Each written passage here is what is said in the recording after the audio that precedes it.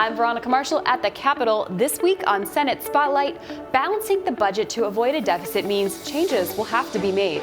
One idea currently on the table, cuts to disability services. The governor's budget comes down, it's this thick, and this year it's full of cuts on these services. And the people sit home and they're terrified. Why senators say the governor's current budget proposal needs changes of its own. Plus, Minnesotans expect their government to prioritize efficient and ethical use of their hard-earned tax dollars. This bill would deliver that. An update to the push for a new fraud-fighting tool, where the bill to create an Office of the Inspector General is now. And artificial intelligence, it's here, now what? Properly done, regulation will encourage the kind of innovation that can help drive AI's use in Minnesota. Government has a tendency to overreact and stifle in many cases. Senators hear the cases for and against regulating artificial intelligence in Minnesota. That's all coming up. Senate Spotlight is produced by the Minnesota Senate and Senate Media Services. Freedom, safety, support, and inclusion. That's what the state aims to provide people living with disabilities and their families and caregivers. But this progress comes at a price, and the state's budget is stressed. Here to talk with me about the needs and challenges this population faces and how the Senate can help this session is Republican Senator Jim Abeler. Senator, thank you for being here. Oh, it's great to be here. All right, Senator. In these times. Yeah, yes, thank you for making time for this. Yeah. In a recent Human Services Committee meeting, after hearing some discussion about Senate File 401, which discusses home and community-based waiver services, you said, "We spend more than any other state for it not to work well." Talk me through that statement. How much are we spending? What are we spending it on? And where might we be going wrong with that?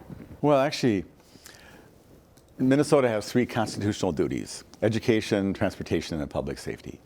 But there's also kind of a social contract about how do we care for those who have more challenges, seniors, people with disabilities, and we spend a lot. The general fund is, I don't remember the number, but 20 billion or better over the period of time and 2 years. And it's matched by federal money, and together it's the largest part of the budget. And so that's our commitment. The challenge is spending all that money and well over 100,000 people who need our care, who really don't do well on their own. Some can't get out of bed without help. It's really clunky. And the sad thing is, for all we spend, almost nation leading in terms of our commitment per person, it doesn't always get people the results they want. And that's the ongoing challenge. And we spend a lot of time talking about that. Okay. Senator, in that same meeting, there was another bill brought up, Senate File 402, which aims to modify disability waiver rights by making them more competitive. And you, again, said some of the people who need these services are the ones that can't afford them. So talk to me more about this population we're discussing. Yeah, so I just brought that bill along. If you really have a hard time sleeping, you can read about the disability waiver rate system and arcane numbers and competitive workforce factors. And anyway, it could be a bestseller, maybe not, just for helping sleep deprived people. But the thing is, we have a very complicated system about how we pay for the needs of people. We have there's a system of assessments called min choices, which is frankly a disaster. We spend $500 million a biennium on assessing people. Sometimes people have a problem that's lifelong, and we reassess them every year. They're still having the problem. They have an ongoing disability that is never going to change. We make them sit through hours of evaluation. And then they go get some services that's approved. It's the same thing as last year, but there's a delay in that. And then this rate setting system is meant to be some kind of rubric to make sure it's all right. And it hardly ever is right. And we've been talking about this for a long time. And so we have to do exceptions and workarounds, and to the point that sometimes more than half the people are on workarounds. Well, if you have a system that's got that many workarounds, let's fix the system. And so we struggle with discussing. So as a legislator, I say, hey, let's go do this. And the department says, okay, we'll go work on it. And next year, hey, let's go fix this. And they say, hey, we're working. And it's really frustrating. At the end, I mean, that's just the government system. And give and take, and there's an administration. But at the end, there's people at the end of that pipeline that want to get to work, that want to go and have every opportunity that's possible. And we agree on it in a bipartisan way. But then you have these long bills about how to do stuff. And then when you run short of money, the governor, who's not really part of any of this, it's always the governor's budget. And who is the governor? But anyway, so the governor's budget comes down, it's this thick. And this year it's full of cuts on these services. And the people sit home and they're terrified. The mother of a 4-year-old child with Down syndrome, what are we going to do? The father, the widower father of who's now 72 and his son is 45. I don't mind helping him, but when I die, what's going to happen? And there's so much life in this, so much just what's going on in their world, and how do you capture that and look after them in the best way when you have to do it word by word in complicated ways and make an agreement within a budget. So it's really hard, but you could weep every day watching our committee, and you could rejoice every day watching some of the successes.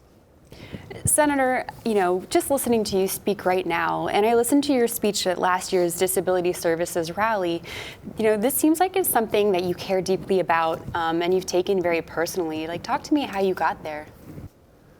Well, in my day job, I'm a chiropractor, so I saw human needs. But when I got here, I didn't know anything about this. I didn't know what this meant.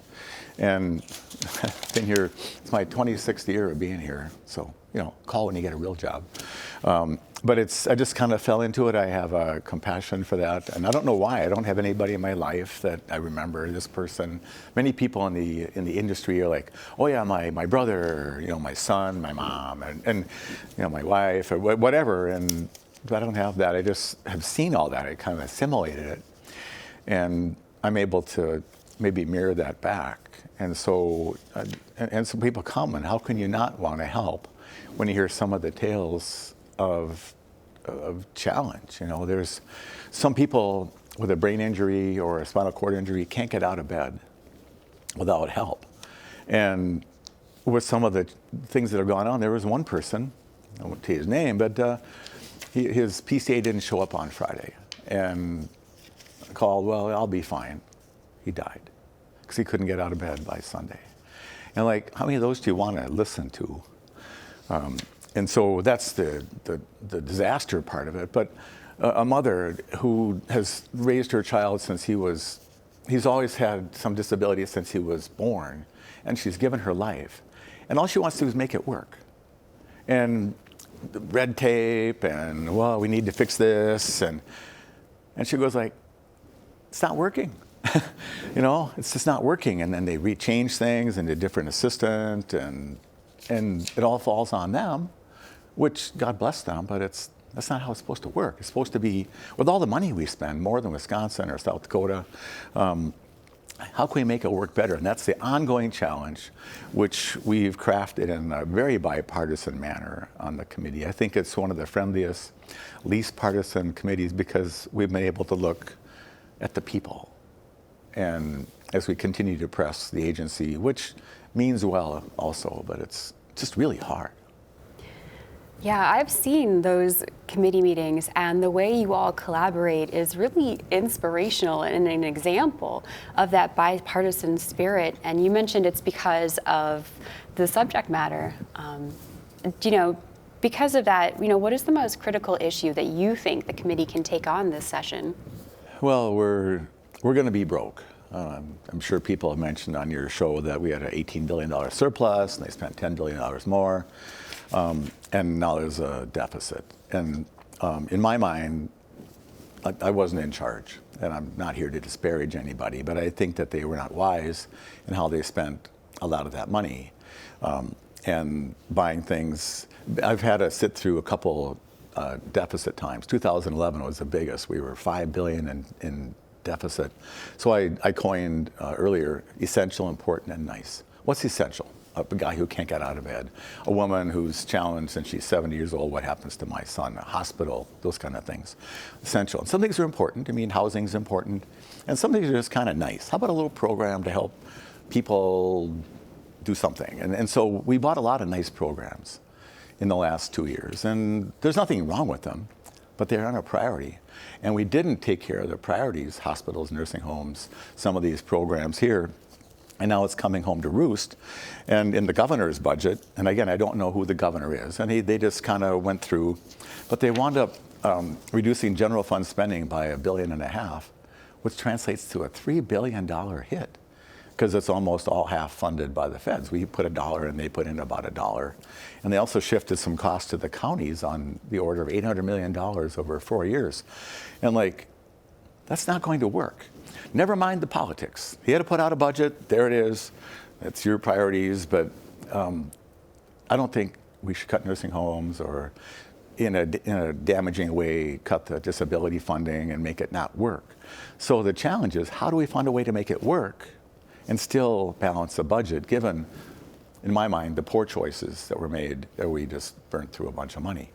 And so it's really hard.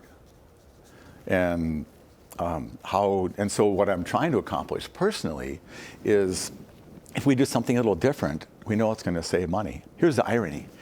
If I could spend $1 million on some way to get people out of bed better and save $3 million in the end, in the budget process, I'm charged $1 million, and I don't get credit for the 3.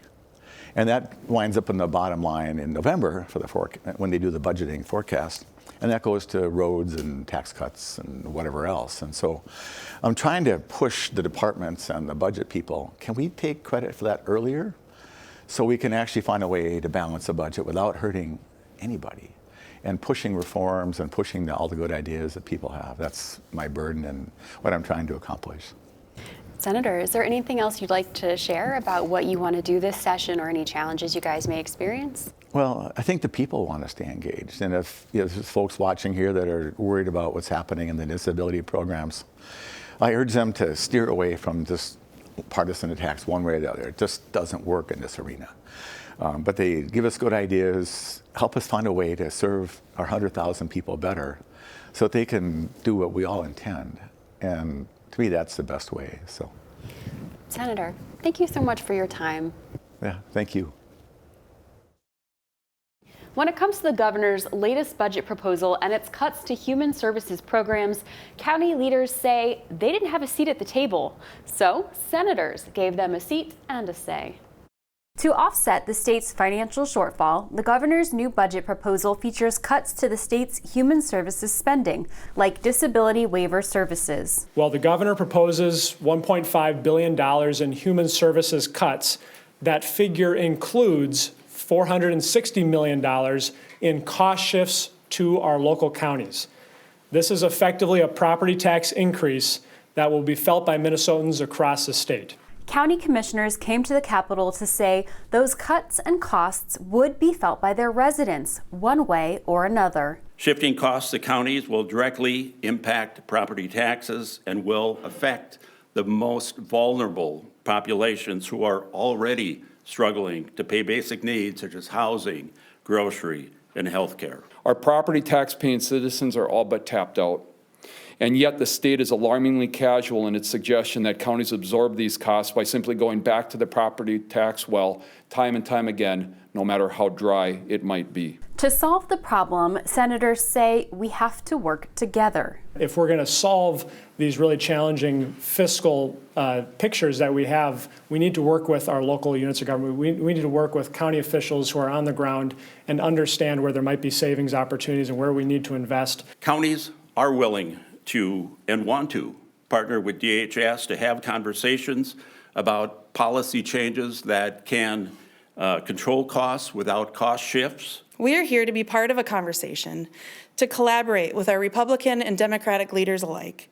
We're trying to help the state find sustainable solutions, and it is critical that our state works with us to create policies that support both urban and rural communities in providing the services that our residents need. Despite the disagreements on where to find savings to balance the budget, Senator Rasmussen says he expects the budget will be completed on time. Navigating health insurance coverage can be complicated, but it can be especially difficult for families with newborns who have just tested positive for a disability and need immediate care. Now there's a bipartisan bill to get those newborns the coverage they need faster.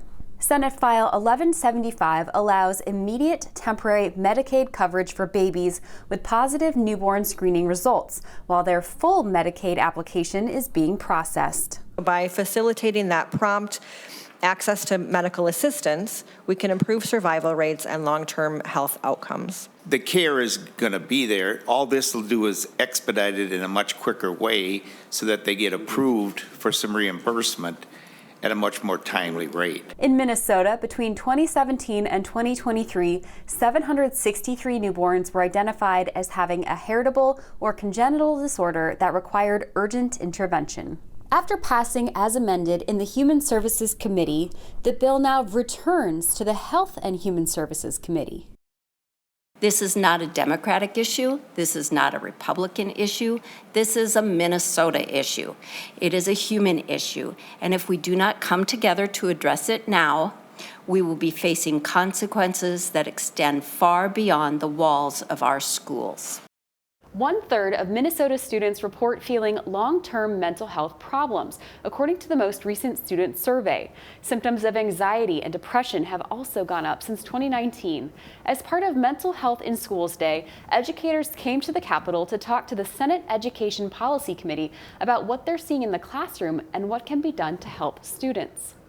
In my school district alone, over the last 2 weeks, we have conducted almost 20 suicide risk assessments, and the majority of these assessments were conducted in elementary buildings. School social workers say students in crisis impact everyone in the classroom. More and more often, classrooms are being evacuated due to violent or other unsafe behavior. The testifiers said school social workers can solve a lot of these issues by addressing their root causes and providing support and resources to students and their families. When you have people telling kids that they matter, who they are is real and beloved, and that they have inherent worth and dignity because they are here, that matters. We have caring, lovely people that are in our buildings that are doing that work every day. We just need a few more of them. More than half of the state's social workers are part-time or have their hours split between different schools, leading to burnout or a lack of candidates for the open positions. Our school counselors that are licensed here are leaving and going to Wisconsin, Iowa, South Dakota, and North Dakota, where student-to-school counselor ratios are significantly smaller. In 2023, Minnesota established the Student Support Personnel Workforce Pipeline Program, which awards grant money to university-level programs to support students pursuing careers as school psychologists, counselors, and social workers. Given the recent student survey results, some on the committee questioned if there was a better solution for addressing students' mental health needs. We need to really think about this. How are we going to succeed? And maybe we're thinking that the school being the point of this is what we're not succeeding at that. Unmet mental health needs can also lead to chronic absenteeism, which has nearly doubled in Minnesota over the last decade. Statistics show students who miss at least 10% of the school year in their early years are 4 times more likely to drop out of high school. The discussion around starting a new government agency to counter fraud, waste, and abuse continues here at the Capitol. Senate File 856 calls for the creation of an Office of the Inspector General, and it was heard during the State and Local Government Committee. An Office of Inspector General is more than catching fraud after it happens. It's about building out a culture of accountability and proactive oversight. It's a practical solution to ensure accountability, transparency, and fiscal responsibility in state government. As an executive agency, the bill gives the Office of the Inspector General, or OIG, more independence as an oversight authority. It is key that this be independent from all the rest of the functions of government, because those functions of government are going to be under its scrutiny. The bipartisan bill faced questions from the committee, with members expressing concerns about overlapping responsibilities between the OIG and the state's current fraud-fighting tools, such as the Office of the Legislative Auditor, or OLA. I think each term has to be really clearly defined to make sure we don't cross and grade the responsibilities between those two important entities. OLA looks at more systems-based and patterns and a larger scope, whereas an OIG would look more at specific providers and recipients. There were also questions around the OIG's ability to prosecute criminal behavior. The bill now heads to the Judiciary Committee for further review.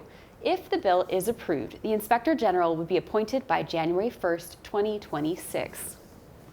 As the number of companies utilizing artificial intelligence, or AI, goes up, so will its impact on Minnesota's economy and labor market. But will that impact be positive or negative?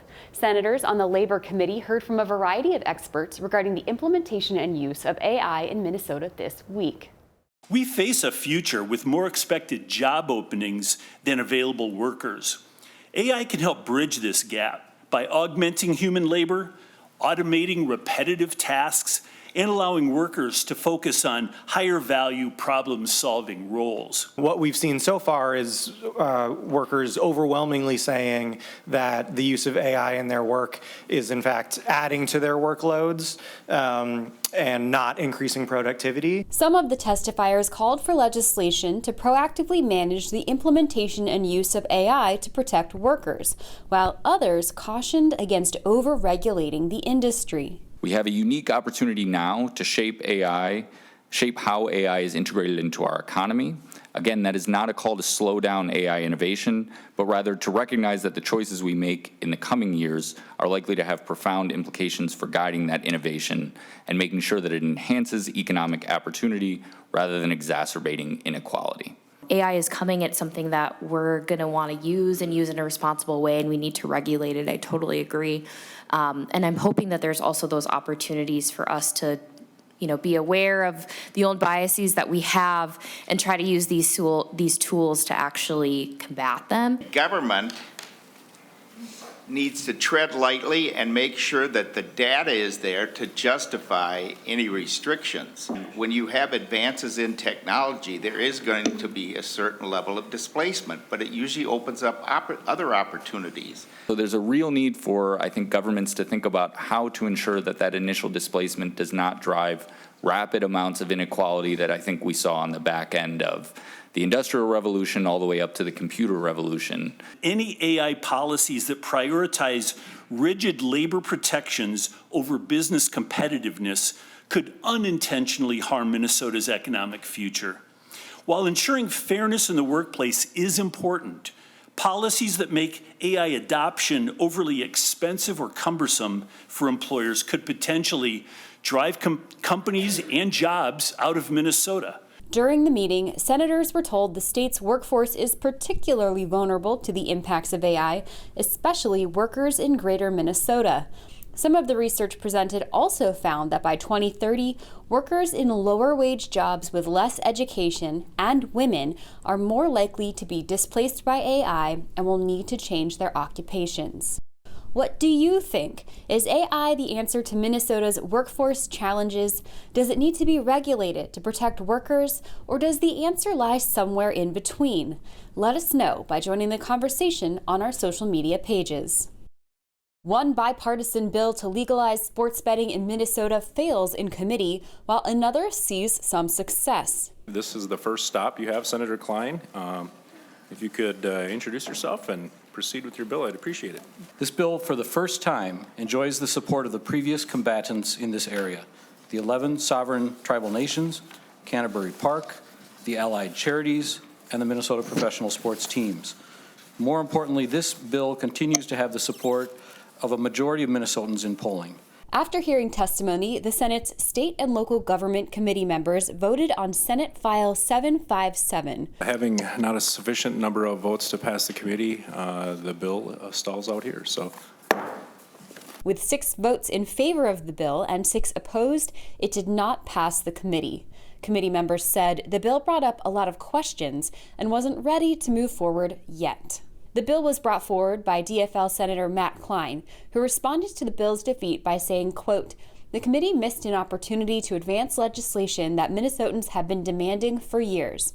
Our constituents, tribes, and charities are more than ready for legal and responsible sports wagering. It's time for lawmakers to catch up and get this done." The committee then heard DFL Senator John Marty's sports betting bill, Senate File 978. Senator Marty says his bill includes stronger consumer protections. This bill is not something I'm saying, please vote this out of committee. The committee voted on another one earlier, and I'm saying if at some point you decide you want to move forward on sports betting, I would argue we should do it with strong regulations. And yes, they won't be as profitable as it could be, but it would be strong regulations to address the growth and problems that we are sure to see with this because the other states have done it. The bill was unanimously passed by the committee and was laid on the table. That means it'll stay in the State and Local Government Committee for now. As you follow our coverage of Senate meetings, hearings, and events online or over the airwaves, have you noticed that things look different this year? A massive undertaking. Fiber alone, we're probably 10 miles of fiber. The scope of this project is actually really big. We're running an amazing amount of infrastructure, whether it's fiber, video cable, audio cable. I mean, we probably have a crew of 30 people who have been working for 6 months on this. I can't even estimate it in the amount of hours.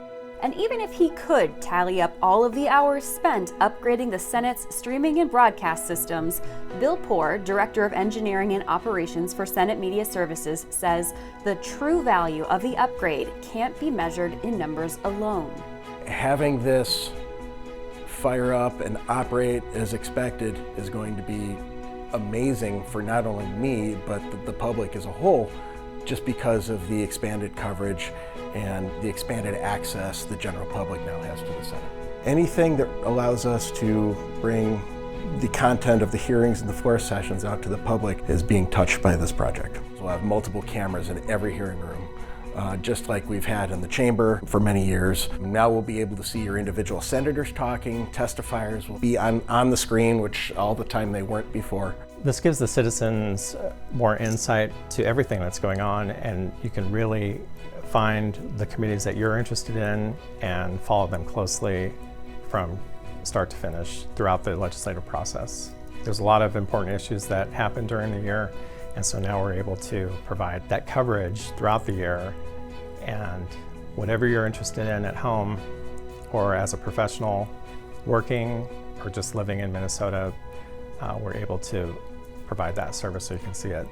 This equipment upgrade not only improves streaming standards, but also broadcast television standards that will continue to make Minnesota a leader in legislative coverage. Mark Martinez, Senate Media Services Director, says the upgrade supports the Senate's mission of keeping the public informed and engaged, now and in the future. It provides that transparency into the proceedings so folks at home can view what's happening with their senators in their districts and without any kind of bias whatsoever. That's our role, is just to provide the information as it occurs. And we don't know what we're going to be doing in the future, so we're building in expansion capability for what might come tomorrow. This upgrade is just one part of a larger plan. In 2 years, the House of Representatives media team will begin the next phase after the state office building remodel is complete. That's all the time we have today. Thank you for joining us, and see you next time.